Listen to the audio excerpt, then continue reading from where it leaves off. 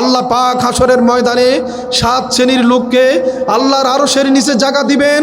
এক শ্রেণীর লোক হইল যুবকেরা, যেই যুবক তার যৌবনকাল আল্লাহর ইবাদতে কাটিয়েছেন। আউযু বিল্লাহি মিনাশ শাইতানির রাজিম। বিসমিল্লাহির রহমানির রহিম। ইউরিদুনা লিইউতফিউ নূরাল্লাহি বিআফওয়াহিহিম ওয়াল্লাহু মুতিম্মু নূরিহি ওয়ালাউ কারিহাল কাফিরুন। وقال تعالى في شان حبيبه مخبرا وآمرا إن الله وملائكته يصلون على النبي يا أيها الذين آمنوا صلوا عليه وسلموا تسليما اللهم صل على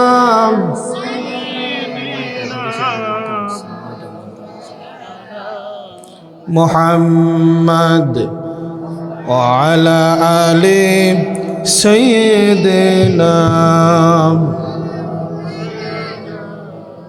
মোহাব্বতের সাথে, ভালোবাসা নিয়া, প্রেম নিয়া নবীজি সাল্লাল্লাহু আলাইহি সাল্লামের সাথে, নবীজি সাল্লাল্লাহু আলাইহি সাল্লামের শানে আবেগ ভরা কণ্ঠে আমরা সকলে পড়ি আল্লাহুম্মা সাল্লি আলা মাশাআল্লাহ মাওলানা মুহাম্মদ ওয়া আলা আলি সাইয়্যিদিনা। بلغ العلا بكماله كشف الدجى بجماله حسنت جميع خصاله صلوا عليه नहीं दो जहां में मिसाल मोहम्मद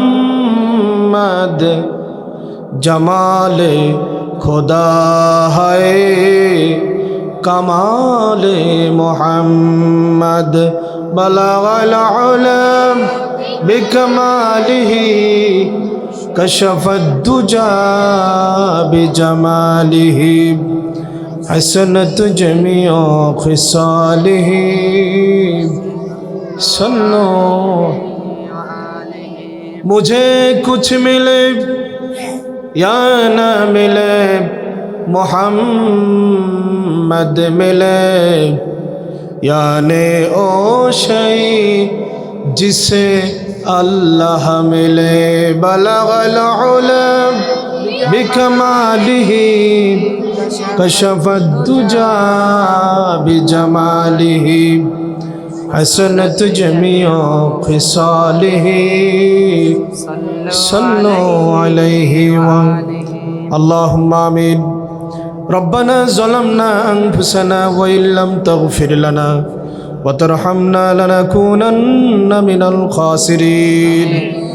अल्लाह ताआला रामचंद्रपुर पूर्वपाड़ा বাইতুস সালাম জামে মসজিদের উদ্যোগে আয়োজিত আজকের বিশাল ওয়াজ ও দোয়ার মাহফিলে তোমার শাহিন শাহী দরবারে কয়েকবার দরুদ সালাম পরে তোমার দরবারে হাত তুললাম। রব্বি করিম মেহেরবানি করে আমাদের আমল তুমি কবুল করে নাও। সবের হাদিয়া প্রিয় নবীজি রওজা থানে মদিনাতুল মুনাওয়ারায় সবুজ গম্বুজের নিচে সওয়াব পৌঁছায়া দাও।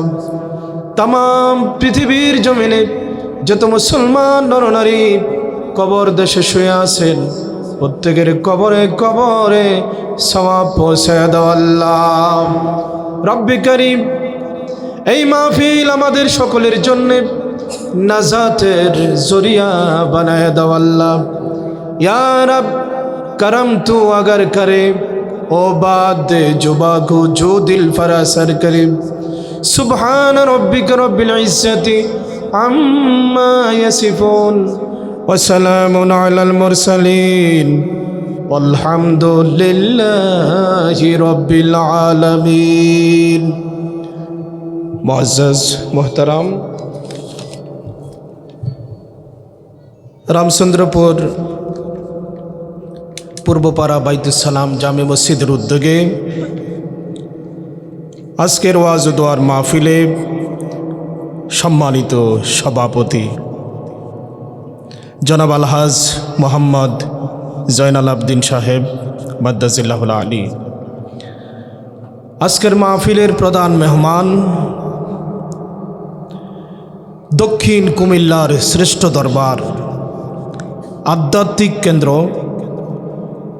মকরা দরবার শরীফের আলা হজরত পীর সাহেব কেবলা আমির শরীয়ত তরিকত আমিরুস সালিকিন আলহাজ হজরত মাওলানা শাহ মোহাম্মদ নেসারউদ্দিন ওয়ালিউল্লাহি, আল্লাহ পাক হুজুরের নেক হায়াত দারাজ করুন, সকলে বলুন আমিন।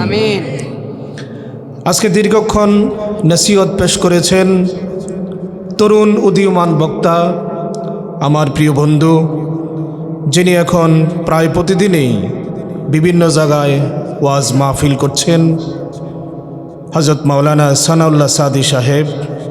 আল্লাহ পাক ওনার কণ্ঠের মধ্যে আরও বারাকা দান করুন, সকলে বলুন আমিন। আপনাদের সকলের প্রিয় অত্র রামচন্দ্রপুর পূর্বপাড়া বাইতুস সালাম জামে মসজিদের সম্মানিত খতিব, আমার প্রিয় বন্ধু জনাব হযরত মাওলানা নাজিমউদ্দিন সাহেব মাদ্দাজিল্লাহুল আলী। আজকের মাহফিলের প্রধান অতিথি মোহাম্মদ ইব্রাহিম খলিল সাহেব, এলাকার সুদীবিন্দু, সম্মানিত মুসল্লিয়ানে কেরাম, দিনদার ইমানদার মুসলমান ভাইয়েরা, পর্দার অন্তরালে সম্মানিতা মা ও বোনেরা, সবাইকে আমি আমার অন্তরের অন্তঃস্থল থেকে আবারও সালাম জানাচ্ছি। আসসালামু আলাইকুম ওয়া রাহমাতুল্লাহি ওয়া বারাকাতুহু। বিশ্বজাহানের একচ্ছত্র অধিপতি মহান আল্লাহ সুবহানাহু ওয়া তাআলার দরবারে অসংখ্য অগণিত শুকরিয়া আদায় করি যে আল্লাহ রাব্বুল আলামিন ঈশান নামাজের পরে আমাদেরকে একটি দ্বীনি মজলিসে বসার তৌফিক দান করেছেন। আপনারা খুশি না বেজার? সবাই বলি আলহামদুলিল্লাহ। মুসনাদে আহমদ কিতাবের মধ্যে এসেছে, প্রিয় নবীজি সাল্লাল্লাহু আলাইহি সাল্লাম ইরশাদ ফরমান, হুদুরু মাজলিসি ইলমিন আফদালু মিন সলাতি আলফি রাকাত ওয়া ইয়াদাতি আলফি মারিজ ওয়া শুহুদি আলফি জানাজা। নবীজি সাল্লাল্লাহু আলাইহি সাল্লাম ইরশাদ ফরমান, কোনো ব্যক্তি যদি ইলমের মজলিসে বসে, এই যে আমি কথা বলছি আপনারা শুনতেছেন, এই কথা বলা এবং শোনার মধ্যে যে একটা পরিবেশ তৈরি হলো, হাদিসের ভাষায় এটাকে ইলমের মজলিস বলা হয়। ইলমের মজলিসে কোনো ব্যক্তি যদি বসে, ইলমের মজলিসে বসার কারণে আল্লাহ পাক রব্বুল আলামিন তার আমল নামায় 3টা মর্যাদা দান করেন। এক, আল্লাহ তার আমল নামায় 1000 রাকাত নফল নামাজের সওয়াব দান করেন। 2, 1000 রোগীকে সেবা করার সওয়াব দান করেন। 3, 1000 জানাজার নামাজে শরীক হওয়ার সওয়াব দান করেন। শুধুমাত্র আমাদের নিয়তটা যদি পরিশুদ্ধ করি যে আমরা আল্লাহর সন্তুষ্টির জন্যে আমলের নিয়তে এই মজলিসে বসলাম, আজকে এই ওয়াজ মাহফিলে আল্লাহ খুশি। কি বলেন, আল্লাহ খুশি কি না? আল্লাহ খুশি, আল্লাহ রাসূলও খুশি, আমরাও খুশি। কিন্তু বেজার একজন, কে? শয়তান। শয়তানের নাপাক গালে চপটাঘাত করে মুহূর্তে কি আমরা নিয়ত করতে পারি যে মাহফিলের শেষ পর্যন্ত আমরা আখিরি মুনাজাত দিয়ে যাব? এই নিয়তকে আমরা করতে পারি? কারা কারা রাজি আছেন? হাত তুলেন। নারায়ে তাকবীর, নারায়ে তাকবীর। আল্লাহ পাক আমাদেরকে কবুল করুন, সকলে বলুন আমিন। প্যারে হাজরিন, আপনারা জানেন আমরা যে এই পৃথিবীতে বসে আছি, আধুনিক ভূতাত্ত্বিকের মতে এই পৃথিবীর বয়স 450 কোটি বছর। এই পৃথিবীর আয়তন 19,69,50,000 বর্গ মাইল। 19,69,50,000 বর্গ মাইলের এই পৃথিবীতে প্রায় 950 কোটি মানুষ বাস করে। 950 কোটি মানুষের মধ্যে 350 কোটি হলো মুসলমান। এই পৃথিবীতে 232টি দেশ আছে। 232টি দেশের মধ্যে 59টি হলো মুসলিম দেশ, 57টি ওআইসি-ভুক্ত মুসলিম রাষ্ট্র। বলুন আলহামদুলিল্লাহ।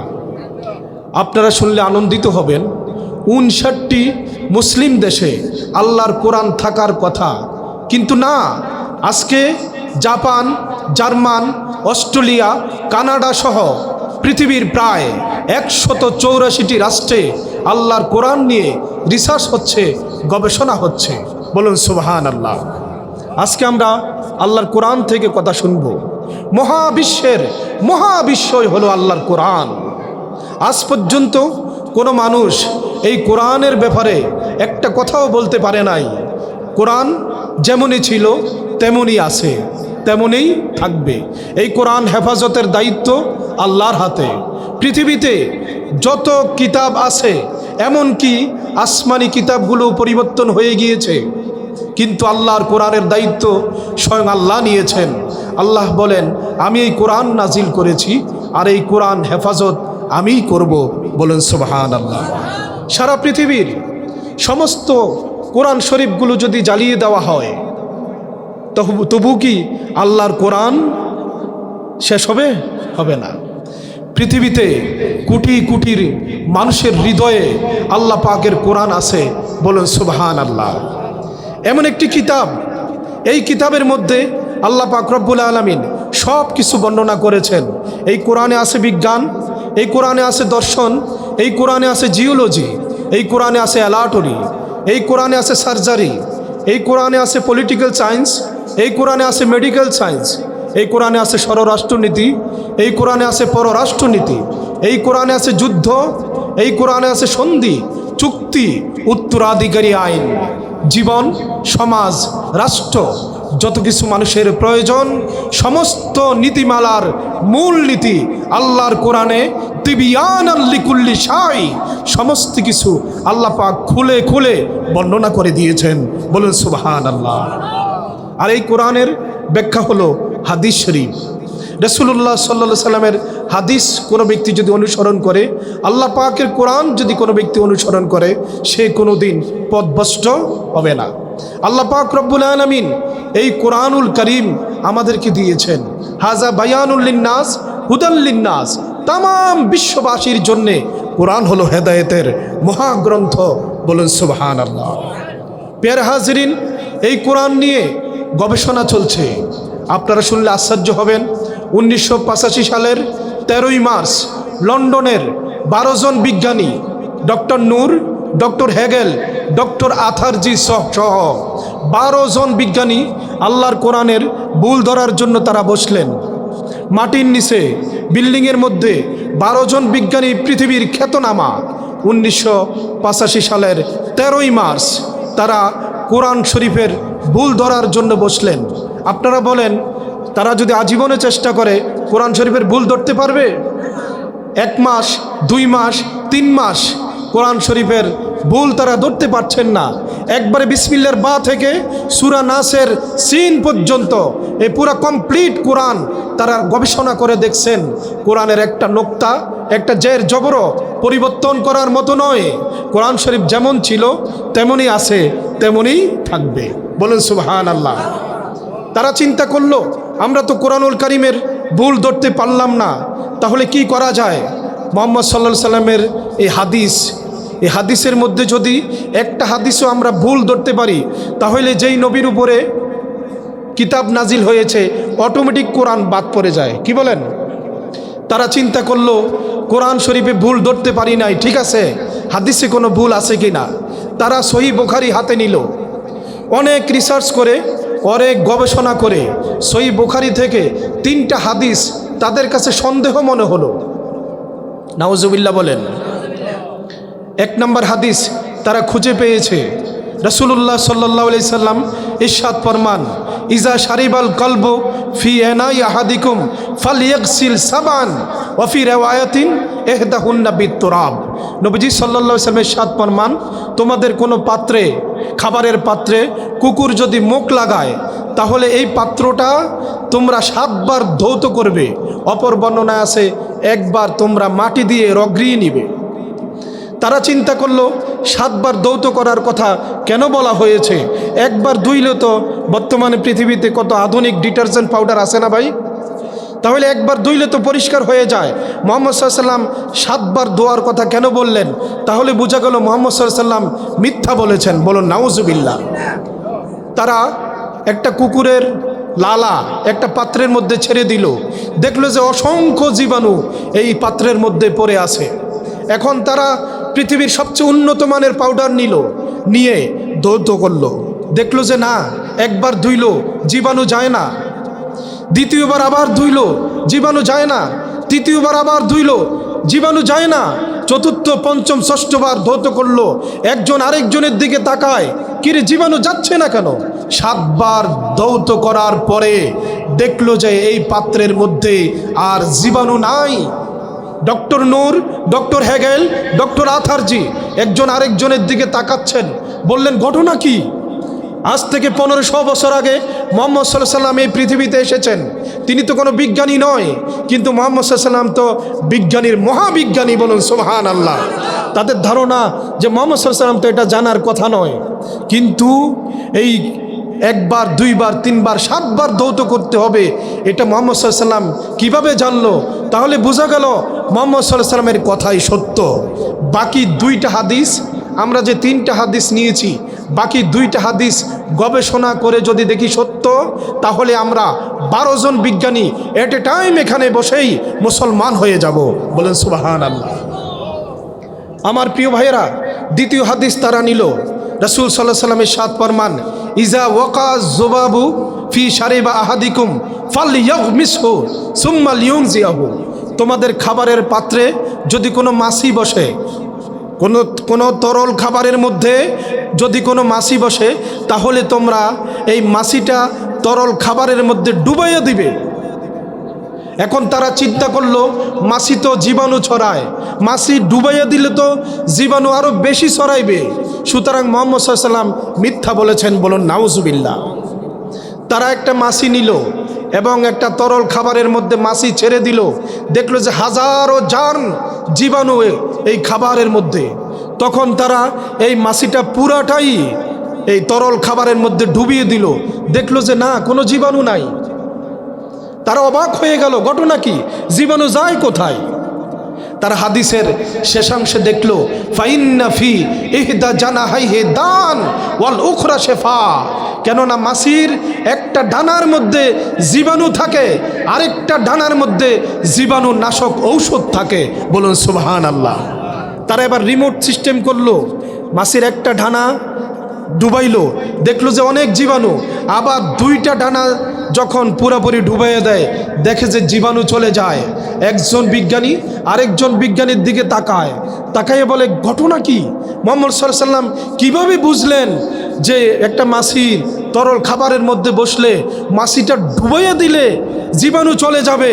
তাহলে বোঝা গেল মুহাম্মদ সাল্লাল্লাহু আলাইহি সাল্লাম কোনো সাধারণ লোক নয়। মুহাম্মদ সাল্লাল্লাহু আলাইহি সাল্লাম এই পৃথিবীতে নবী হওয়ার যোগ্যতা রাখেন। মুহাম্মদ সাল্লাল্লাহু আলাইহি সাল্লাম এই পৃথিবীতে রাসূল হওয়ার যোগ্যতা রাখেন। 3য় হাদিস, রাসূল সাল্লাল্লাহু আলাইহি সাল্লামের ইরশাদ ফরমান, যদি বিড়াল কোনো পাত্রের মধ্যে মুখ লাগায় তাহলে তোমরা সেটা খাবে, কেননা বিড়াল জীবাণু ছড়ায় না। ইন্নাহা লাইসাত বি নাজাসিন, বিড়ালের মধ্যে কোনো জীবাণু নাই। সুবহানাল্লাহ বলেন। ফাইন্নাহা মিনাত তয়ফিন আও তয়ফাত, কেননা এই বিড়ালটা তো তোমাদের আশেপাশে ঘোরাফেরা করে, কুকুরের মতো বিড়ালের মুখে তেমন জীবাণু নাই। তারা দেখলো একটা পাত্রের মধ্যে কুকুরের মুখ লাগানো হলো, দেখলো যে না, বিড়ালের মুখ থেকে জীবাণু ছড়াচ্ছে না। তখন তারা দেখলো যে একটা দুইটা তিনটা হাদিস তারা যখন দেখলো সত্য, 12 জন বিজ্ঞানী, ডক্টর নূর, ডক্টর হেগাল, ডক্টর আথারজি সহ 12 জন বিজ্ঞানী 1985 সালের 13ই মার্চ লন্ডনের এই 12 জন বিজ্ঞানী এট এ টাইম একই মজলিসে তারা মুসলমান হয়ে গিয়েছে। বলুন সুবহানাল্লাহ। আমার প্রিয় ভাইয়েরা, বিজ্ঞান ভুল করতে পারে, বিজ্ঞানীর চিন্তাধারা ভুল হতে পারে, কিন্তু আল্লাহর কোরআনের মধ্যে কোনো ভুল নাই। গ্রিক জ্যোতির্বিজ্ঞানী টলেমি তিনি এক সময় বলেছিলেন সূর্য পৃথিবীর চতুর্দিকে ঘোরে। এই কথা যখন তিনি বলেছেন, বিজ্ঞান মহলে এই চিন্তাটা প্রায় 250 বছর পর্যন্ত বিজ্ঞান মহলে টিকে ছিল। তারপর বিজ্ঞানী নিকোলাস কোপারনিকাস সে এসে বলল, না, সূর্য পৃথিবীর চতুর্দিকে ঘোরে, এ কথা ঠিক নয়, সূর্য স্থির, পৃথিবী ঘোরে। তার এই কথাটাও বিজ্ঞান মহলে প্রায় 50 বছর টিকে ছিল। পরবর্তীতে বর্তমান বিজ্ঞান আর আল্লাহর কোরআন একমত হয়ে গিয়েছে। সুবহানাল্লাহ বলেন। বর্তমান বিজ্ঞান কথা বলছেন, আল্লাহর কোরআন বলছেন, লাশ-শামসু ইয়ামবাগি লাহা আন তুদরিকাল কমার ওয়ালাল-লাইলু সাবিকুন নাহার ওয়া কুল্লুন ফি ফালাকি ইয়াসবাহুন। সুবহানাল্লাহ। প্রবল জ্ঞানী হইবে যাহারা, আপন মনেতে বুঝিবে তাহারা, রাত্র পারে না আগে যাইবার, দিনের স্থান করে অধিকার। চন্দ্র লাগে না সূর্যের গায়েতে, সূর্য পারে না চন্দ্রকে ধরিতে, যার যেই স্থান বহাল রাখিয়া ঘুরিতেছে খোদাকে ডরিয়া। আজকে বিজ্ঞান বলছে, আল্লাহর কোরআন যে কথা বলছে এই কথাই সত্য। বলুন সুবহানাল্লাহ। মহাবিশ্বই হলো আল্লাহর কোরআন। আপনারা জানেন যুগ যুগ ধরে এ আল্লাহর কোরআন নবীজি সাল্লাল্লাহু আলাইহি ওয়াসাল্লামের হাদিসকে মিথ্যা প্রতিপন্ন করার জন্যে একদল লোক লেগেই আছে। আবু জেহেল, আবু লাহাব, উতবা, সাইবা নবীজি সাল্লাল্লাহু আলাইহি সাল্লামের বিরুদ্ধে অনেক ষড়যন্ত্র করেছিল কিনা বলেন? সেই ষড়যন্ত্র কাজে লাগে নাই। কেননা রাসূল সাল্লাল্লাহু আলাইহি সাল্লাম জীবনে কোনোদিন একটা মিথ্যা কথা বলেন নাই। আপনারা জানেন আল্লাহ রাসূল সাল্লাল্লাহু আলাইহি সাল্লাম এমন এক নবী, যেই নবীর ব্যাপারে অমুসলিমরা পর্যন্ত স্বীকৃতি দেন পৃথিবীর শ্রেষ্ঠ মহামানব হলো মুহাম্মদুর রাসূলুল্লাহ সাল্লাল্লাহু আলাইহি সাল্লাম। গ্রেট ব্রিটেন লন্ডনে খ্রিস্টানদের মিউজিয়ামে জাদুঘরের মধ্যে খোদাই করে লেখা, as a father, as a teacher, as a maker, as a farmer of the society, Muhammad সাল্লাল্লাহু আলাইহি ওয়াসাল্লাম was the most influential person of the world and Muhammad সাল্লাল্লাহু আলাইহি ওয়াসাল্লাম was the Superman of the world. তারা বলতে চান খ্রিস্টানদের জাদুঘরের মধ্যে এটা লেখা যে পৃথিবীর সুপারম্যান হলো মুহাম্মদুর রাসূলুল্লাহ সাল্লাল্লাহু আলাইহি সাল্লাম। আমার প্রিয় ভাইয়েরা, আপনারা জানেন 100 মনীষীর জীবনে লিখেছিল the 100 ranking influential person of the world. Michael heart, তিনি একজন খ্রিস্টান, বিশ্বের 100 মনীষীর জীবনী লিখতে গিয়ে তিনি সর্বপ্রথম মুহাম্মদ সাল্লাল্লাহু আলাইহি সাল্লামের নাম আনলেন। সবাই অবাক হয়ে গেল যে আপনি একজন খ্রিস্টান, কিন্তু আপনি মুহাম্মদ সাল্লাল্লাহু আলাইহি সাল্লামের নাম কেন আনছেন সবার আগে? তিনি বললেন, দেখো, আমার এই কিতাবটা, আমার এই বইটা সর্বমহলে যদি সমাদৃত হতে হয় তাহলে সত্য কথাটাই লিখতে হবে। কেননা মুহাম্মদ সাল্লাল্লাহু আলাইহি সাল্লাম দেখার দিক থেকে, চলার দিক থেকে, আদর্শের দিক থেকে, সৌন্দর্যের দিক থেকে, পারিবারিক, সামাজিক, রাষ্ট্রীয়, আন্তর্জাতিক পরিমণ্ডলে সর্বদিক থেকে সমাদৃত মুহাম্মদ সাল্লাল্লাহু আলাইহি সাল্লাম। তার চাইতে উন্নত চরিত্রের কোনো লোক আমরা দেখতে পাচ্ছি না। সুতরাং সর্বদিক থেকে আমার এই কিতাব, আমার এই বই যদি সমাদৃত হতে হয়, সকলের কাছে গ্রহণযোগ্য হতে হয়, তাহলে সত্য যেই কথাটা এটাই লিখতে হবে, তাহলেই এটা মানুষের কাছে সমাদৃত হবে। প্যারা হাজিরিন, আপনারা জানেন বৌদ্ধদের গুরু দালাই লামা, তিনি একবার বক্তৃতা করতে গিয়ে বললেন, সারা বিশ্বের অবিসংবাদিত নেতা হলেন মুহাম্মদুর রাসূলুল্লাহ সাল্লাল্লাহু আলাইহি ওয়াসাল্লাম। মুহাম্মদ সাল্লাল্লাহু আলাইহি সাল্লামের চাইতে উত্তম কোনো মহামানব আর কেউ হতে পারেন না। প্রিয় হাজিরিন, আমরা শ্রেষ্ঠ নবী পেয়েছি। কি পেয়েছি? শ্রেষ্ঠ নবী পেয়েছি, শ্রেষ্ঠ কিতাব পেয়েছি, শ্রেষ্ঠ ধর্ম ইসলাম পেয়েছি। ওমাই ইয়াবতাগি গায়রাল ইসলামি দীনান ফালান ইউকবালা মিন, ইসলাম ছাড়া অন্য কিছু যদি কেউ গ্রহণ করে আল্লাহ পাক বলেন এটা আমি কবুল করব না। ইসলাম আল্লাহর কাছে প্রিয় ধর্ম, সমাদৃত ধর্ম, শ্রেষ্ঠ ধর্ম হলো ইসলাম। আমরা মুসলমান, আমাদের ধর্ম কি? আমাদের ধর্ম, আমরা কি? মুসলমান।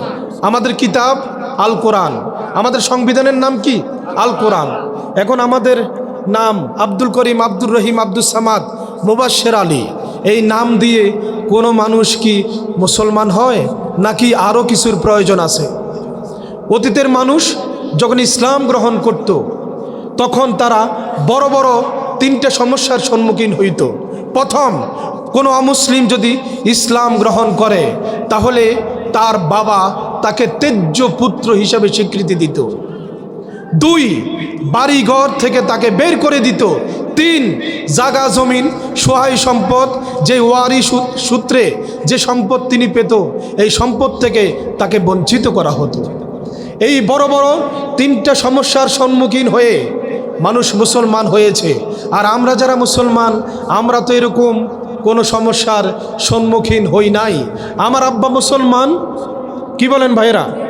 আমার আব্বা মুসলমান, আমার দাদা মুসলমান, উত্তরাধিকারী সূত্রে আমরাও মুসলমান, কিন্তু আমাদের সে কষ্টটা করতে হয় নাই। ইসলাম গ্রহণের জন্যে, ইসলামের জন্যে সাহাবায়ে কেরাম যে কষ্ট করেছেন সেই কষ্ট আমাদের করতে হয় নাই। নবীজি সাল্লাল্লাহু আলাইহি সাল্লাম ইসলামের জন্য যে কষ্ট করেছেন এই কষ্ট আমাদের করতে হয় নাই। হযরত বেলাল রাদিয়াল্লাহু তাআলা আনহু তিনি ইসলাম গ্রহণ করতে গিয়ে তার কত নির্যাতন, কত জুলুমের শিকার হয়েছে। হযরত বেলাল রাদিয়াল্লাহু তাআলা আনহু উমাইয়া ইবনে খলফের গোলাম ছিল। বেলাল রাদিয়াল্লাহু তাআলা আনহুকে ইসলাম গ্রহণের অপরাধে মরুভূমির মধ্যে পাথর দিয়ে তার বুকে চাপা দেওয়া হয়েছে, জ্বলন্ত আগুনের কয়লা তার মুখে ঢুকিয়ে দেওয়া হয়েছে, মরুভূমির উত্তপ্ত বালুকালুর মধ্যে তাকে রেখে দেওয়া হয়েছে। এমনকি তার গলায় রশি বেঁধে টেনে ফেলা হয়েছে, টেনে হিসড়ে তাকে বিভিন্নভাবে নির্যাতন করা হয়েছে। হযরত বেলাল রাদিয়াল্লাহু তাআলা আনহু তখনও বলেছেন আহাদ আহাদ আহাদ। কাফেরেরা, বেঈমানেরা যত চেষ্টাই করে, উমাইয়া যতই চেষ্টাই করে, হে বেলাল ইসলাম ছাড়ো আর না হয় তোমাকে শেষ করে দিব। বেলাল রাদিয়াল্লাহু তাআলা আনহু বললেন আমার জীবন চলে যেতে পারে, তবু আমি ইসলামের যে স্বাদ আমি পেয়েছি, ইসলামের যে মূল্যবান নিয়ামত আমি পেয়েছি, এই নিয়ামত থেকে আমি বঞ্চিত হব না। তারা তাকে নির্যাতন করা শুরু করেছে। নির্যাতন করতে করতে করতে করতে বেলাল রাদিয়াল্লাহু তাআলা আনহু একেবারে মৃত প্রায় এমন অবস্থায়ও তারা দেখেছে যে না, বেলাল রাদিয়াল্লাহু তাআলা আনহুকে ইসলাম থেকে ফেরানো যাচ্ছে না। তার কানের মধ্যে মুখ লাগাইলেন, দেখলেন যে আস্তে আস্তে করে বেলাল রাদিয়াল্লাহু তাআলা আনহু বলতেছেন আহাদ আহাদ আহাদ, এক আল্লাহ, আল্লাহ এক, আল্লাহ এক। তিনি সেই ঘোষণায় দিয়েছেন, বলুন সুবহানাল্লাহ। হযরত আবু বকর সিদ্দিক রাদিয়াল্লাহু তাআলা আনহু সেই খবর পেয়ে বেলাল রাদিয়াল্লাহু তাআলা আনহুকে আজাদ করে দিলেন। আমার প্রিয় ভাইয়েরা, হযরত খাব্বাব রাদিয়াল্লাহু তাআলা আনহু ইসলামের জন্য কি কষ্ট করেছেন। আমিরুল মুমিনিন, খলিফাতুল মুসলিমিন হযরত ওমর ফারুক রাদিয়াল্লাহু তাআলা আনহু একদিন খাব্বাব রাদিয়াল্লাহু তাআলা আনহুকে ডাক দিলেন, ও খাব্বাব এদিকে আসো, ইসলামের জন্যই তুমি কি করেছো আর আমি কি করেছি একটু আমরা আলোচনা করি। খাব্বাব রাদিয়াল্লাহু তাআলা আনহু বাচ্চা শিশুর মতো তিনি কেঁদে ফেললেন। খাব্বাব রাদিয়াল্লাহু তাআলা আনহু বললেন, আমিরুল মুমিনিন, খলিফাতুল মুসলিমিন, আপনি দেখেন, এভাবে জামাটা উঠাইয়া পিঠটা দেখালেন, দেখলেন যে পিঠের মধ্যে বড় বড় গর্ত দেখা যায়। আমিরুল মুমিনিন বললেন, খাব্বাব, তোমার কি কোনোদিন বসন্ত রোগ হয়েছে? তোমার পিঠের মধ্যে এত বড় বড় গর্ত কেন, এই অবস্থা কেন? খাব্বাব রাদিয়াল্লাহু তাআলা বলল, ইসলাম গ্রহণের অপরাধে কাফের বেঈমানেরা আমাকে ধরেছে। আমাকে ধরে তারা জ্বলন্ত আগুনের কয়লার মধ্যে আমাকে শোয়াইয়া দিছে। আমার পিঠটা জ্বলে পুড়ে ছারখার হয়ে গেছে। আমার পিঠ থেকে এই চামড়া জ্বলে, পিঠ থেকে চর্বিগুলো জ্বলে জ্বলে নিচে পড়েছে। তারপরেও কাফের বেঈমানেরা আমাকে ছাড়ে নাই। আমিরুল মুমিনিন হযরত ওমর রাদিয়াল্লাহু তাআলা আনহুর চোখে পানি আসলো। খাব্বাব রাদিয়াল্লাহু তাআলা আনহু কাঁদেন, হযরত ওমর রাদিয়াল্লাহু তাআলা আনহু কাঁদেন। তখন খাব্বাব রাদিয়াল্লাহু তাআলা আনহুকে ওমর রাদিয়াল্লাহু তাআলা আনহু বলল, খাব্বাব, ইসলামের জন্যে তোমার অবদান অনেক অনেক বেশি। বলুন সুবহানাল্লাহি ওয়া বিহামদিহি। আমার প্রিয় ভাইয়েরা, এভাবে ইসলামের জন্যে কত কষ্ট তারা করেছেন, কত ত্যাগ তারা করেছেন। আর আমরা যে মুসলমান হয়েছি, আমরা একেবারেই কোনো কষ্ট, কোনো ক্লেশ, কোনো সাধনা আমাদের করতে হয় নাই। আজ দেখেন সারা পৃথিবীর মধ্যে মুসলমানরা মার খাচ্ছে কি না? আজ আমরা বাংলাদেশে বিভিন্ন জায়গায় কত সুন্দরভাবে ওয়াজ মাহফিল হচ্ছে, তাফসির মাহফিল হচ্ছে কি না? আমাদের সমাজে, আমাদের এই রাষ্ট্রে এমন এক পরিস্থিতি ছিল, ওয়াজ মাহফিল করার জন্যে, অনুমতির জন্যে আমরা থানার মধ্যে আসা যাওয়া করতে করতে আমাদের জুতা ক্ষয় হয়ে গেছে। এরকম অবস্থা হয়েছিল কিনা বলেন? এই অবস্থার থেকে আল্লাহ পাক আমাদেরকে নিষ্কৃতি দিয়েছেন। আল্লাহ পাক আমাদের প্রতি রহম করেছেন। জালিমের জুলুমি থেকে আল্লাহ পাক আমাদেরকে হেফাজত করেছেন। মাইকের মধ্যে সুন্দরভাবে বক্তারা আলোচনা করছেন, বক্তাদের মুখ থেকে মাইক কেড়ে নেওয়া হয়েছে এবং তাদেরকে স্লিপ দেওয়া হয়েছে, এই কথার বাহিরে কোনো কথা বলতে পারবেন না। মসজিদে পুলিশ পাঠাইয়া ইমাম সাহেবকে পাকড়াও করা হয়েছে কিনা বলেন? এমন এক জুলুম, এমন নির্যাতনের শিকার হয়েছি আমরা। আল্লাহ পাক রব্বুল আলামিন বলেন, ইউরিদুনা লিইউতফিউ নূরাল্লাহি বিআফওয়াহিম, ইউরিদুনা লিইউতফিউ নূরাল্লাহি বিআফওয়াহিম ওয়াল্লাহু মুতিম্মু নূরিহি ওয়ালাউ কারিহাল কাফিরুন। তারা চায় ফু দিয়ে ইসলামের আলোকে নিভিয়ে ফেলার জন্যে, ইসলামকে শেষ করে দেওয়ার জন্যে আল্লাহ পাকের সিদ্ধান্ত, ওয়াল্লাহু মুতিম্মু নূরিহি, আল্লাহ পাক ইসলামের আলো জ্বালাতে থাকবেন, জ্বলবেই কাফের বেঈমানদের কাছে। এটাই যতই পীড়াদায়ক হোক, যতই অসন্তুষ্টির কারণ হোক, ইসলামের আলো জ্বলছে, জ্বলবে, কিয়ামত পর্যন্ত কেউ নিভাতে পারবে না। কি বলেন ভাইরা? কি বলেন? এই ইসলামকে নিয়ে কোনো ব্যক্তি যদি ষড়যন্ত্র করে, তাহলে সেই শেষ হয়ে যাবে। ইসলামের পক্ষে থাকবো কিনা? এই কোরআন নিয়ে আমরা বাঁচতে চাই, এই কোরআন নিয়ে আমরা মরতে চাই। এই কোরআন থেকে আমাদেরকে বিচ্যুত করতে চায় কাফের বেঈমান মুশরিকেরা। এই কোরআন থেকে আমাদেরকে সরাতে চায় কাফের বেঈমান মুশরিকেরা, নামধারী মুনাফিক চরিত্রের মুসলমানেরা। শুধুমাত্র আব্দুল করিম, আব্দুর রহিম, আব্দুস সামাদ নাম দিয়ে মুসলমান হওয়া যায় না। ইসলামের জন্যে ভাইয়েরা আমার বলতেছিলাম, ইসলামের জন্যে কত কষ্ট করেছেন সাহাবায়ে কেরাম। আব্দুল উজ্জা, যার নাম ছিল আব্দুল্লাহ, সহিহ বুখারীতে ঘটনাটা এসেছে। তিনি তার বাবা, ছোট্টবেলায় বাবাকে হারিয়েছেন, চাচার ঘরে লালিত পালিত হয়েছেন। আব্দুল উজ্জা একদিন চাচাকে বলল, চাচা যান, মুহাম্মদ সাল্লাল্লাহু আলাইহি ওয়াসাল্লাম আল্লাহর নবী, আপনার কি মনে হয়? তখন তিনি বললেন, হ্যাঁ আমারও তো মনে হয় মুহাম্মদ সাল্লাল্লাহু আলাইহি ওয়াসাল্লাম আল্লাহর নবী। তখন তিনি বললেন, মুহাম্মদ সাল্লাল্লাহু আলাইহি ওয়াসাল্লাম আল্লাহর নবী আপনার সেটা মনে হচ্ছে, তো আমি তো ইসলাম গ্রহণ করতে চাই, আপনি কি ইসলাম গ্রহণ করবেন? তখন তিনি বললেন, না বাতিজা, আমি ইসলাম গ্রহণ করব না। আব্দুল উজ্জা বললেন, চাচাজি, বছরের পর বছর ধরে অপেক্ষা করতেছিলাম, আপনি ইসলাম গ্রহণ করবেন, আপনার দেখা দেখি আমরা ইসলাম গ্রহণ করব, আপনার দেখা দেখি আমি ইসলাম গ্রহণ করব। কিন্তু আপনি ইসলাম গ্রহণ করলেন না আর করবেন না বলেই যখন ঘোষণা দিয়েছেন, আপনার সামনেই আমি ঘোষণা দিলাম, লা ইলাহা ইল্লাল্লাহু মুহাম্মাদুর রাসূলুল্লাহ। চাচা বলছে, ভাতিজা এর পরিণাম জানো? তুমি আমার সহায় সম্পদ সব কিছু থেকে তোমাকে বঞ্চিত করব। আব্দুল উজ্জা বলেন, রাজি আছি। জায়গা জমিন যা দিয়েছি সব থেকে তোমাকে বঞ্চিত করব। আব্দুল উজ্জা বলেন, রাজি আছি। আমার ঘর থেকে তোমাকে বের করে দিব। আব্দুল উজ্জা বললেন, রাজি আছি।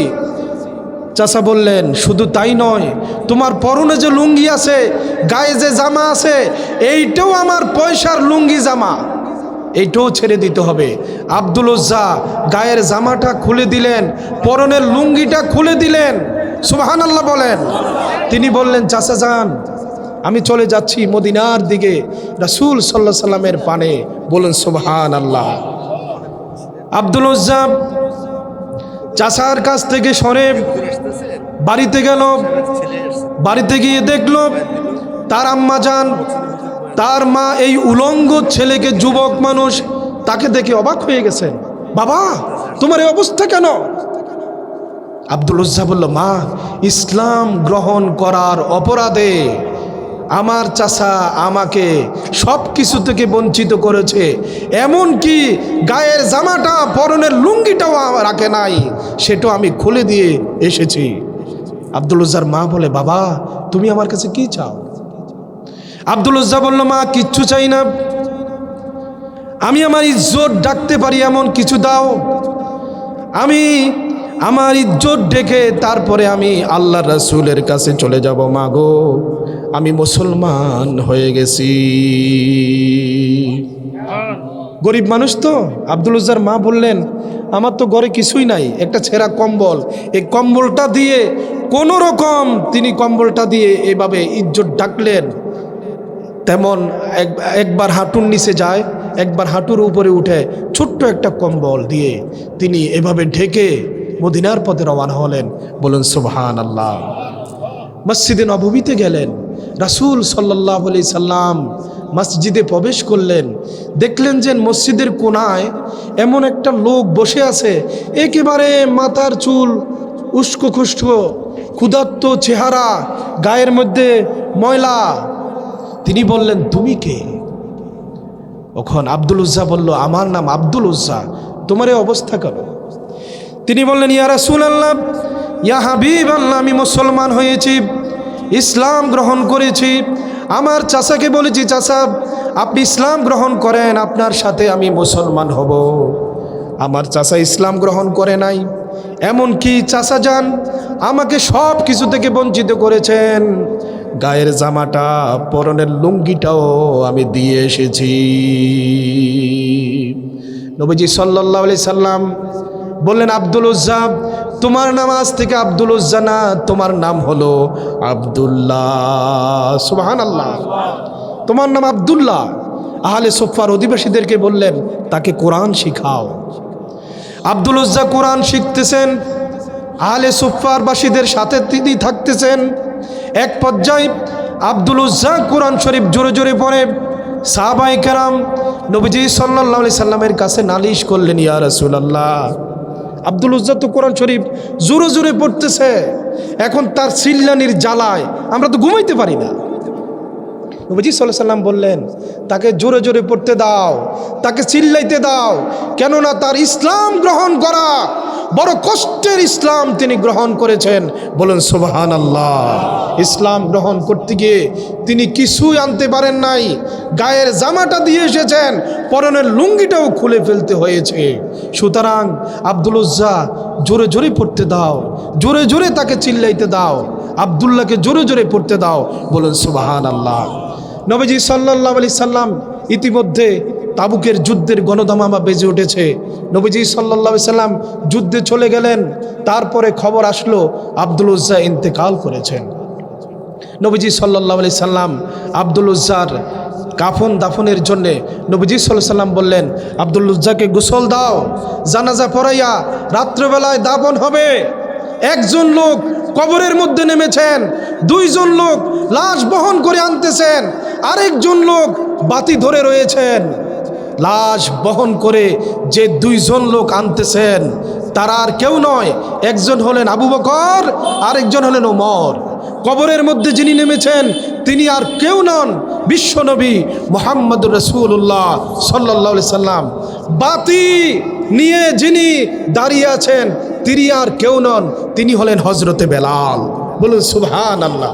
হযরতে বেলাল রাদিয়াল্লাহু তাআলা আনহু বাতি নিয়ে দাঁড়িয়ে আছেন।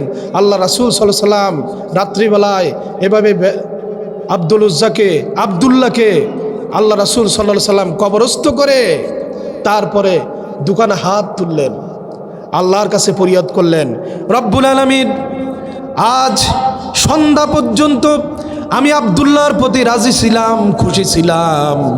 আল্লাহ তুমি আব্দুল্লাহর প্রতি রাজি হয়ে যাও।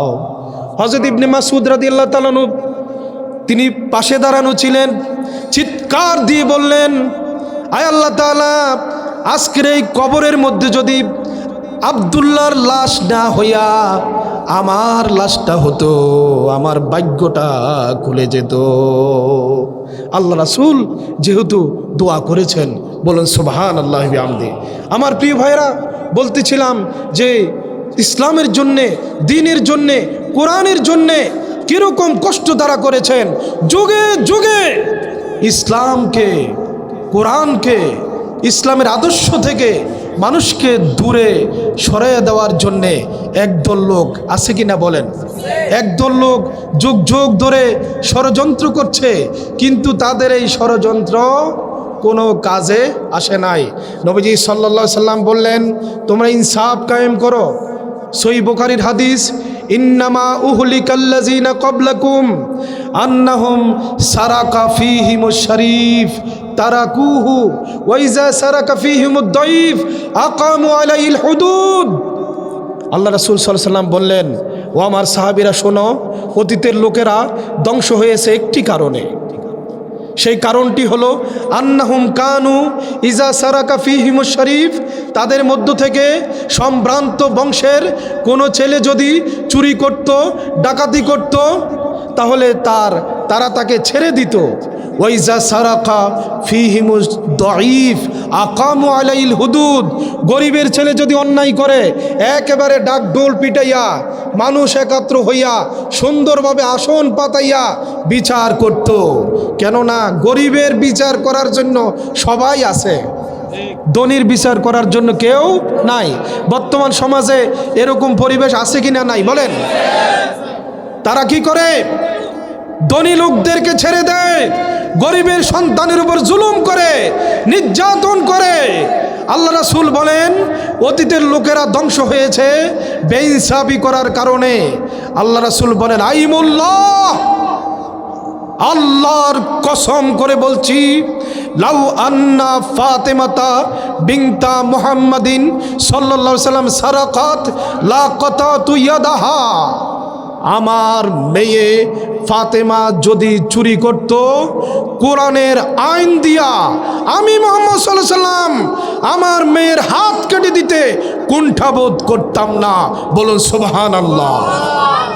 ইসলাম হলো ইনসাফের ধর্ম, ইসলাম হলো ন্যায়ের ধর্ম, ইসলাম হলো আদর্শের ধর্ম। সুবহানাল্লাহ বলেন। আজ আমরা মুসলমান হয়ে ইসলামের বিভিন্ন রীতি নিয়ম কানুন ভুলে আমরা শুধু নামেই মুসলমান হয়ে রয়েছি। আল্লাহ রাসূল সাল্লাল্লাহু আলাইহি সাল্লাম, সাহাবায়ে কেরাম রিদওয়ানুল্লাহ তাআলা আলাইহিম আজমাইন কি কষ্ট না তারা ইসলামের জন্য করেছেন, আমরা তার আধা সিকি ইঞ্চি নেনু পর্যন্ত আমরা করি নাই। আল্লাহ পাক রব্বুল আলামিন আমাদেরকে ইসলামের পথে অটল অনর রাখুন। সকলে বলুন আমিন।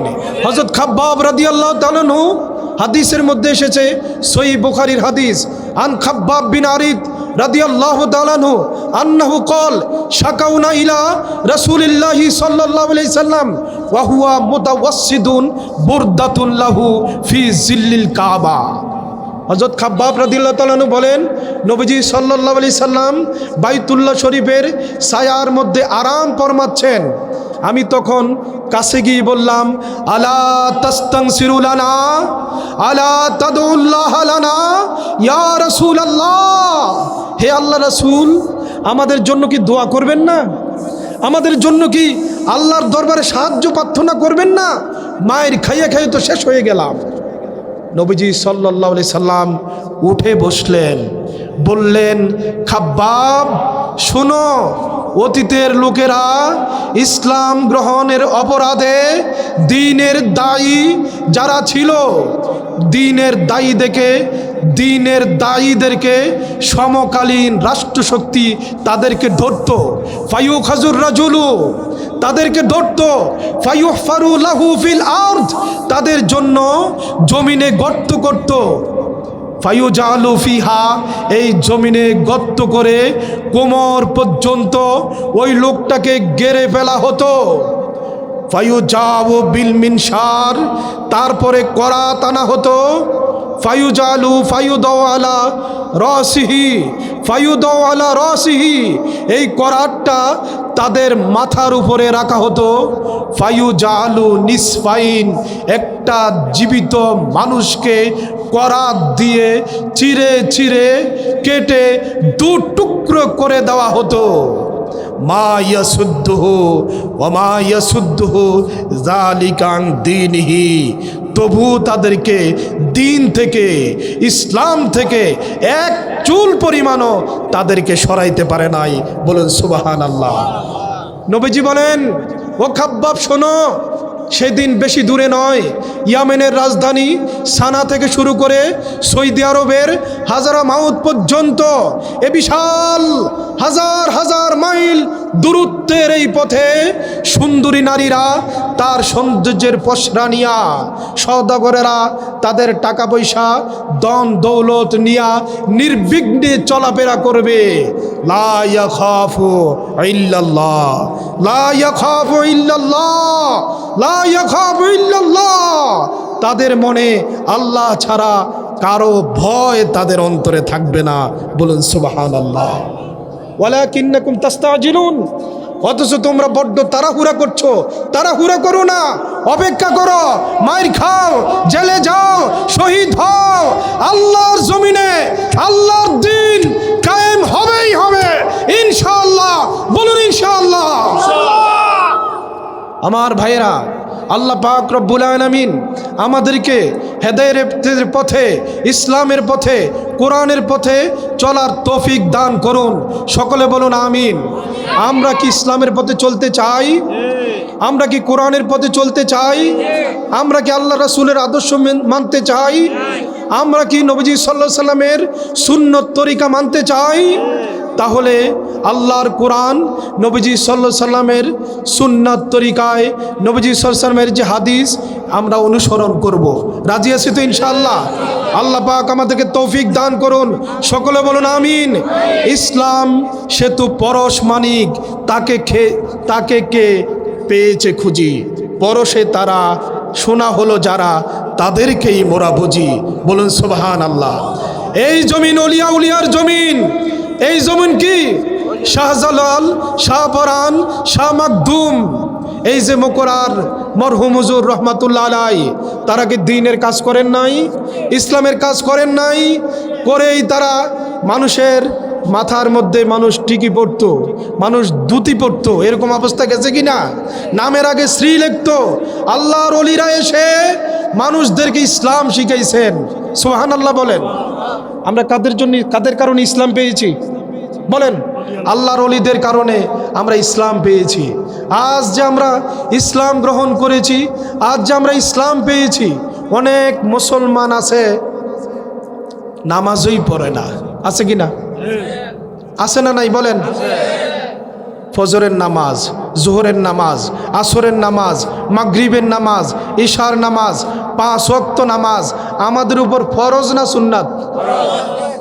ফরজ যদি হয়ে থাকে তাহলে আমরা যে 5 ওয়াক্ত নামাজ আমরা পড়ছি না। নবীজি সাল্লাল্লাহু আলাইহি সাল্লামের সাত ফরমান, কোনো ব্যক্তি যদি এশার নামাজ পড়ে ঘুমায়, সুবহানাল্লাহ বলেন, কোনো ব্যক্তি যদি এশার নামাজ জামাতে আদায় করে ঘুমায় আর ফজরের নামাজ যদি জামাতে আদায় করে, সারা রাত ওই ব্যক্তি ঘুমাইয়া রইল, আল্লাহ রসুল সাল্লাল্লাহু আলাইহি ওয়াসাল্লামের সাত ফরমান, আল্লাহ তার আমল নামায় সারা রাত্রি ইবাদতের সওয়াব আল্লাহ তাকে দান করে দেন। বলুন সুবহানাল্লাহ। আমার প্রিয় ভাইয়েরা, এজন্যে আমাদেরকে 5 ওয়াক্ত নামাজ পড়ার দরকার আছে কিনা বলেন? আমরা কি নিয়ত করতে পারি আজ থেকে আমরা 5 ওয়াক্ত নামাজ আদায় করব? আমরা কি নিয়ত করতে পারি? আমরা মুসলমান পরিচয় দেই, মুসলমান এবং কাফিরের মধ্যে তফাৎ কি? নামাজ। মুসলমান এবং কাফিরের মধ্যে তফাৎ কি? নামাজ। আল্লাহ রাসূল সাল্লাল্লাহু আলাইহি ওয়াসাল্লাম ইসলামের জন্য কষ্ট করেছেন, সাহাবায়ে কেরাম ইসলামের জন্য জীবন দিয়েছেন। যে আলোচনা হয়েছে তিল তিল করে আজ এ পর্যন্ত ইসলাম এসেছে। এই ইসলাম আমাদের কাছ পর্যন্ত আসতে গিয়ে অনেক কষ্ট, ত্যাগ, তিতিক্ষা লাগছে কিনা বলেন? এজন্যে আমাদের সবাইকে কোরআনের আলোকে, হাদিসের আলোকে আমরা আমাদের জীবন গড়ব। আল্লাহ পাক আমাদেরকে তৌফিক দান করুন। সকলে বলুন আমিন। আল্লাহ পাক আমাদেরকে সৎ পথে চলার তৌফিক দান করুন। রব্বে কারীম আমাদেরকে ইসলামের পথে চলার তৌফিক দান করুন। সকলে বলুন আমিন। আমার প্রিয় ভাইয়েরা, আল্লাহ রাব্বুল আলামিনের নির্দেশ মোতাবেক আমরা যদি চলি তাহলে আমরা দুনিয়ার শান্তি, আখেরাতের মুক্তি আমরা পাবো। আর যদি আল্লাহর হুকুম মতো, নবীজি সাল্লাল্লাহু আলাইহি সাল্লামের তরিকা মতো আমরা যদি আমাদের জীবন না গঠন করি তাহলে কিন্তু আমরা দুনিয়ার শান্তি, আখেরাতের মুক্তি কিছুই আমরা পাবো না। আল্লাহ পাক আমাদেরকে সত্যের পথের সন্ধান যেন আল্লাহ পাক আমাদেরকে দান করেন। এই যে মসজিদ, এই মসজিদ কি একদিনই হয়েছে? কি বলেন? আল্লাহ রাসূল সাল্লাল্লাহু আলাইহি ওয়াসাল্লামের সাত ফরমান, মানহু বাইতান ফিল জান্নাহ, কোনো ব্যক্তি যদি আল্লাহর সন্তুষ্টির জন্যে মসজিদ নির্মাণ করে, আল্লাহ পাক সন্তুষ্ট হয়ে জান্নাতে তার জন্য ঘর নির্মাণ করে দেন। বলুন সুবহানাল্লাহ। মসজিদের প্রতি ভালোবাসা, ফজরের নামাজ পড়লে জোহরের চিন্তা, জোহর পড়লে আসরের চিন্তা, আসর পড়লে মাগরিবের চিন্তা, মাগরিব পড়লে এশার চিন্তা। এইভাবে 5 ওয়াক্ত নামাজ মসজিদে গিয়ে কোনো ব্যক্তি যদি পড়ে, হাসরের ময়দানে সাবাতুন ইউজিল্লুহুমুল্লাহু ইয়াওমা লা জিল্লা ইল্লা জিল্লুহু, আল্লাহ পাক হাসরের ময়দানে 7 শ্রেণীর লোককে আল্লাহর আরশের ছায়াতলে আশ্রয় দিবেন। জোরে বলুন সুবহানাল্লাহ। এর মধ্যে এক শ্রেণীর লোক হলো ওয়ারাজুলুন কলবুহু মুতাআল্লাকুন বিল মসজিদ ফাইজা খরাজা মিনহু হাত্তা ইয়াউদা ইলাইহি, যার অন্তর আল্লাহর ঘর মসজিদের সাথে যুক্ত থাকে, মসজিদ থেকে বের হবে আবার মসজিদে আসা পর্যন্ত তার অন্তরটা মসজিদের মধ্যেই যুক্ত থাকে। কেননা ফজর পইরা কান খাড়া করে রাখে কখন জোহরের আজান হবে। সুবহানাল্লাহ বলেন। জোহর পড়া আবার কান খাড়া করে রাখে কখন আসরের আজান হবে, আসর পরে আবার কান খাড়া করে রাখে কখন মাগরিবের আজান হবে, মাগরিব পরে আবার এশার নামাজের দিকে খেয়াল করে, এশার নামাজ পড়ে ঘুমাতে গিয়ে আল্লাহর দরবারে বলে যে আল্লাহ তুমি দয়া করে আমাকে ফজরের নামাজ জামাতে পড়ার তৌফিক দান করে দাও। এভাবে বলে কিনা ভাই? বলে কিনা? সাবাতুন ইউজিল্লুহুমুল্লাহু ইয়াওমা লা জিল্লা ইল্লা জিল্লুহু, হাসরের ময়দানে আল্লাহর রহমতের ছায়া ছাড়া কোনো ছায়া থাকবে না। বলেন সুবহানাল্লাহ। এই মুহূর্তেই আল্লাহ পাক রব্বুল আলামিন 7 শ্রেণীর লোককে আল্লাহর আরশের নিচে জায়গা দিয়ে দিবেন। এর মধ্যে 1 নাম্বার হলো ওয়াশাবুন, 1 নাম্বার হলো যেই ব্যক্তি ইমামুন আদিলুন, ন্যায়পরায়ণ শাসক। সুবহানাল্লাহ বলেন। ন্যায়পরায়ণ বাদশাহ, যেই ব্যক্তি ইনসাফ ভিত্তিক সমাজ কায়েম করেছে, ইনসাফ ভিত্তিক রাষ্ট্র কায়েম করেছে।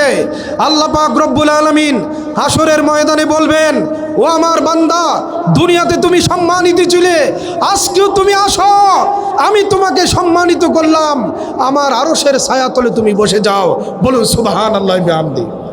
2 নম্বর ওয়াশাবুন নাশা ফি ইবাদাতিল্লাহ, ওই যুবক যেই যুবক তার যৌবনকাল আল্লাহর ইবাদতে কাটিয়েছেন।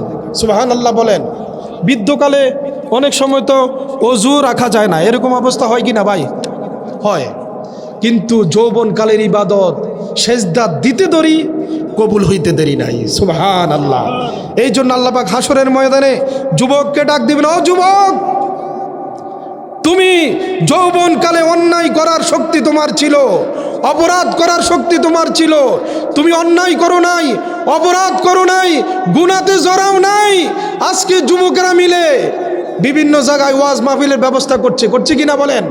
মুরব্বীরা বলেন, কোনো এক সময় এই দেশে গিয়েছে যে সময় যুবকেরা মিলে গান বাজনার আয়োজন করত, গেছে না এরকম সময়? আজ যুবকেরা বাংলাদেশের আনাচে কানাচে ওয়াজ মাহফিল হচ্ছে, অধিকাংশ মাহফিল পরিচালনা করছে যুবকেরা। বলুন সুবহানাল্লাহ। ওই যুবক, তোমাকে আহ্বান জানাচ্ছি, আসো তুমি ইসলামের দিকে, হাসরের ময়দানে তুমি সম্মানিত হবে। যুবকদেরকে উদাত্ত আহ্বান জানাচ্ছি, যুবকেরা, তোমাদের মাধ্যমেই এই দেশে ইসলামী রাষ্ট্র কায়েম হবে ইনশাআল্লাহ। তোমাদের প্রচেষ্টার মাধ্যমে এই দেশে নতুন সূর্য উদিত হবে। আগামীর সূর্য ইসলামের সূর্য, আগামীর সূর্য কোরআনের সূর্য। বলুন আমিন। ওরে মুসলিম ভীরুকা পুরুষ, ভয় কেন আজ করিস রণে, কিসের সংশয়ে, কিসের সংশয়, ছুটে চলো আজি জীবন পাবি রণাঙ্গনে। আরব মরুর সন্তান মোরা, তলোয়ার দেখে কবি কি ডরি, আগাতে আগাতে জীবন মোদের গর্জে উঠে নতুন করি। যাতনা সয়েছি, আগুনে পড়েছি, ডুবেছি মোরা অতল নীরে, মরিয়া হয়েও লড়াই করেছি, অজেয় করেছি ইসলামেরে। নস নস নস, তুই হীন নস, আছে রে তোরা আজও খ্যাতি, মুসলিম তুই, বিশ্বাস কর জগতের মাঝেই তুই শ্রেষ্ঠ জাতি। বলুন সুবহানাল্লাহ। প্যারা হাজিরিন, হজরত আমিরুল মোমিনিন খলিফাতুল মুসলিমিন হজরত ওমর ফারুক রাদিয়াল্লাহু তাআলা আনহুর আমলের ঘটনা। জাকাতের টাকা নিয়া 3 দিন পর্যন্ত ঘুরছে, তারপরে ঘুরতে ঘুরতে ঘুরতে ঘুরতে খেজুর গাছের নিচে গিয়া বসছে। একবারে জামা কাপড়ে ময়লা, মাথার চুল উষ্ণ কুষ্ণ হয়ে গেছে, চেহারা ক্ষুধার্ত চেহারা, খেজুর গাছের নিচে বসে ওই লোকটা একটু আরাম করছে।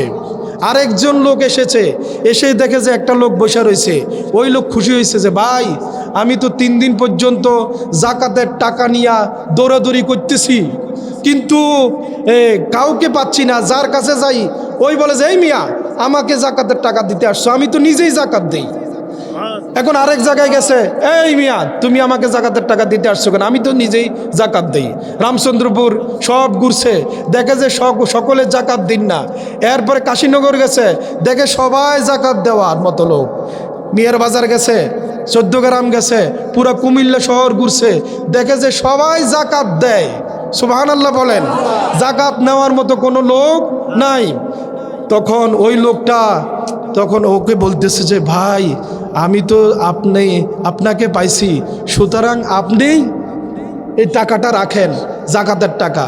তখন এই লোকটা এভাবে চোখ লাল করিয়া বলে যে এই মিয়া কাকে জাকাতের টাকা দিতেছ, আমি তো তোমার মতো 3 দিন আমি নিজেও ঘুরতেছি জাকাতের টাকা দেওয়ার জন্য, কোনো একটা লোক আমি খুঁজে পাচ্ছি না, জাকাতের টাকা নেওয়ার মতো একটা লোক আমরা খুঁজে পাচ্ছি না।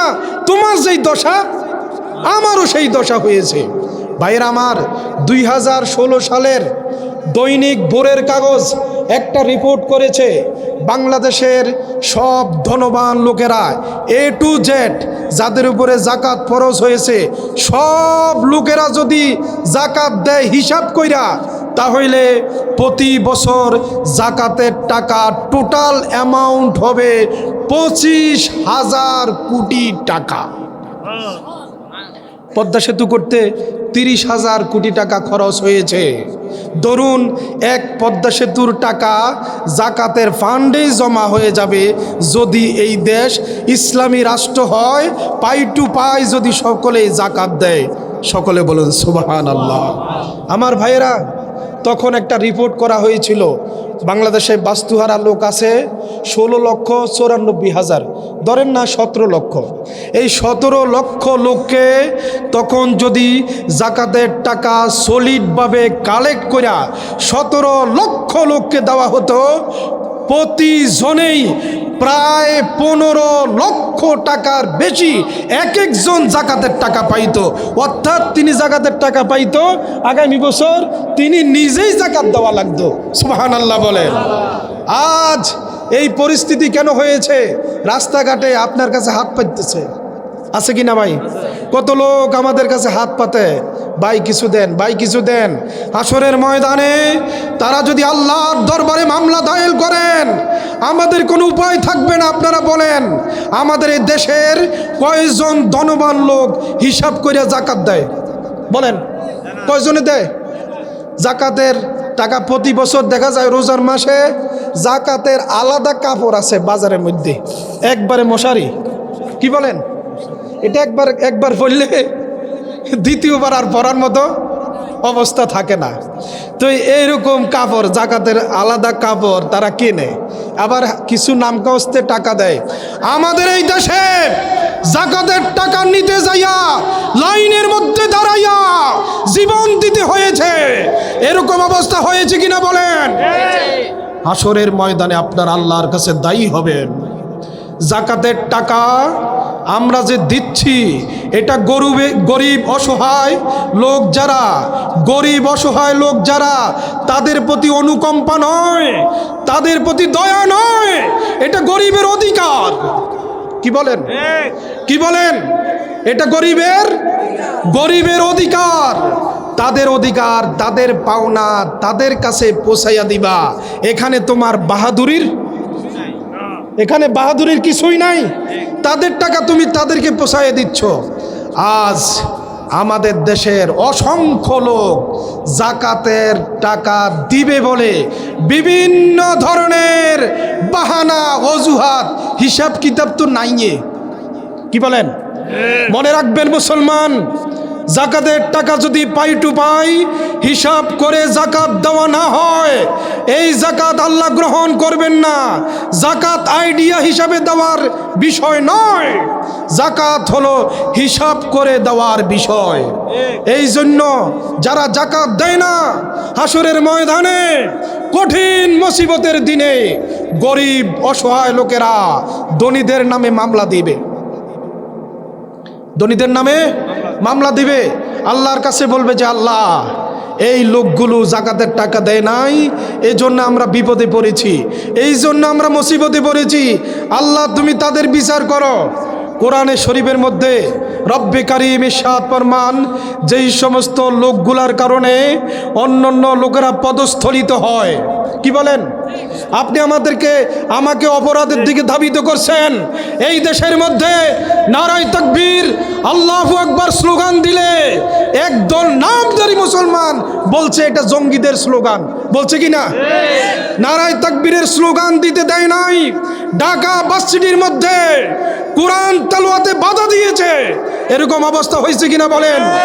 আপনি নিজেকে কিভাবে মুসলমান দাবি করেন? আমাদের সমাজটাকে জিম্মি করে রাখা হয়েছিল, এই সমাজটাকে তিলে তিলে খেয়ে ফেলা হয়েছে। এই দেশটাকে পর্যন্ত তারা পারলে বিক্রি করে দিত, জাকাতের টাকা তো দূরের কথা।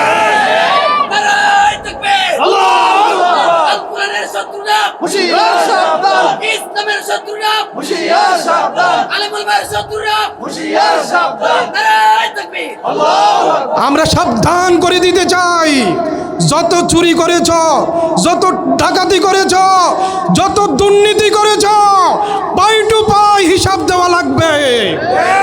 দেশ থেকে বের হলেও যেখানেই থাকো, ইন্দুরের গর্ত থেকে তোমাদেরকে টেনে বের করে নিয়ে আসা হবে। এইটা আমাদের গরিবের রক্ত শোষা টাকা, আমাদের সকলের টাকা। আছে কিনা রাষ্ট্রে বলেন? এটা আমাদের সকলের টাকা, কারো বাপের টাকা নয়। এই টাকার হিসাব তোমাকে দিতে হবে। যেখানেই থাকো তোমাকে ধরে আনা হবে, বিচার হবে। আজকে আপনারা শুনেছেন, আপনারা অনেকেই জানেন, সাতপন্থী জুবায়েরপন্থী দুই গ্রুপে সংঘর্ষ হয়ে বাংলাদেশের 5 জন ভাই শাহাদাত বরণ করেছেন। আপনারা শুনলে অবাক হয়ে যাবেন। এটা বড় বিভিন্ন ধরনের ষড়যন্ত্র। এই আমাদেরকে নিয়ে মুসলমানদেরকে নিয়ে বিভিন্ন ধরনের ষড়যন্ত্র চলছে। আজ মুসলমানরা মারাত্মক চ্যালেঞ্জের মুখে। তিন ধরনের মুসলমানদেরকে ষড়যন্ত্র করা হচ্ছে। এক হলো পলিটিক্যাল চ্যালেঞ্জ, দুই কালচারাল চ্যালেঞ্জ, তিন ইন্টেলেকচুয়াল চ্যালেঞ্জ। পলিটিক্যাল চ্যালেঞ্জ হলো রাজনৈতিক মোকাবেলা, কালচারাল চ্যালেঞ্জ সাংস্কৃতিক মোকাবেলা, ইন্টেলেকচুয়াল চ্যালেঞ্জ বুদ্ধিভিত্তিক মোকাবেলা। আমাদেরকে রাজনৈতিকভাবে ইসলাম মুসলমানদেরকে কোণঠাসা করে দেওয়ার জন্যে আলেমদের মধ্যে দ্বন্দ্ব তৈরি করে রাখা হয়েছে। এটা ষড়যন্ত্র। আলেম ওলামা যেন এক না হতে হয়, এক যেন হতে না পারে, এই রকম পরিস্থিতি করে রাখা হয়েছে। আজকের এই মাহফিল থেকে আমি উদাত্ত আহ্বান জানাবো সমস্ত আলেম ওলামাদেরকে, আপনারা এক হন, আপনারা এক হন। আপনারা আলেমরা যদি এক হয়, জালেমরা এমনিই পালাবে। আলেমরা এক হলে জালেমরা এমনিই পালাবে। আলেমরা এক হওয়ার সময় এসেছে। ওই যে কাবলিওয়ালার ঘটনা জানেননি? কাবলিওয়ালা এই একবার জাম খাইতেছে, বাংলাদেশি এক লোক। তো এক কাবলিওয়ালা আইসা বলতেছে, তুম সব কিয়া খায়া করতে হে? তখন বাঙালি বলতেছে, হাম সব জাম খায়া করতে হো। আমি জাম খাইতেছি। হাম খা सकते হে। তুমি কেমনে জাম খাও, আমার একটু দেখাও। কয়েছেন কিউ নেই, जरूर तशरीफ ले दरख्त पर, क्यों नहीं जरूर तशरीफ ले दरख्त पर और मजा से खाइए। তুমি তাড়াতাড়ি আসো, গাছে ওঠো, জাম খাও। গাছে উঠা এই কাঁচা জাম, পাকা জাম সব এক লগে মুখে দিছে। তখন ওই কাবলিওয়ালা বলতেছে, কি রে ভাই, মজা লাগতেছে না তো? মজা লাগবে কিভাবে, তোমরা কোনটা খাও? তখন বাঙালি বলতেছে যে, ভাই তুমি একটা কাজ করো, কালা কালা যেগুলো আছে এগুলা খাও, এগুলা মজা। তখন এই কালা কালা জাম খাইতে যাইয়া এই কাবলিরওয়ালার হাত তো ধরেন একবারে বড় সাগর কলার মতো এক একটা আঙ্গুল, একবারে যাইয়েই এই কালো জাম মনে করিয়া ওই জামের উপরের মধ্যে বসা ছিল একটা কালো ভুমর। এই কালো ভুমরে খাপ করে ধরছে। তো যখন ধরছে তো হাতের মুঠের মধ্যে কালো ভুমরে এভাবে হাতের ভিতরের মধ্যে এভাবে ভু ভা এরকম করতেছে। আর কাবলিওয়ালা বলতেছে, ভু করো, ভা করো, ছুড়েগা নেহি, কালে কালে জিতনে পাएंगे সব খা সরেঙ্গে। ভু ভা করে লাভ নাই, কালা যেগুলো পাই এগুলাই খামু। একবারে মুখে দিয়ে ফেলছে। যেইভাবে কালা কালা জাম কাবলিওয়ালা ভু ভা করার সুযোগ দেয় নাই, খাইয়া ফেলছে। নাস্তিকেরা, মুরতাদেরা, ইসলাম বিদ্বেষীরা আমাদেরকে বিভিন্ন রকমে কোণঠাসা করার জন্য তারা পায়তারা করছে। আপনারা কে আলিয়া, কেউ কাউমি, কে সুন্নি, কেউ ওয়াহাবি, এগুলা দেখবে না। আলেমদেরকে ধরে ধরে জবাই করবে যদি তারা সুযোগ পায়। এখনো বিভিন্ন জায়গায় উৎপাইতে বসে আছে কি না বলেন, আছে কি না? गुलिस्तान के हर शाख पर उल्लू बैठे हैं, फिर अंजामे गुलिस्तान क्या होगा। ফুল বাগানের মধ্যে, ফুল গালিচার মধ্যে, ফুল বাগানের মধ্যে একটা ফুলেই যথেষ্ট পুরা বাগান ধ্বংস করে দেওয়ার জন্যে। আজকে পুরা বাগানের ডালে ডালে হুতুম পেশা বসে আছে। বাগানের ঢালে ঢালে হুতুম পেশা বসে আছে। তারা ইসলামকে ধ্বংস করার জন্যে, মুসলমানদেরকে নস্যাৎ করার জন্য তারা চেষ্টা করতেছে। আল্লাহ পাক রব্বুল আলামিন আমাদের সবাইকে সহি বুঝ দান করুন। সকলে বলুন আমিন।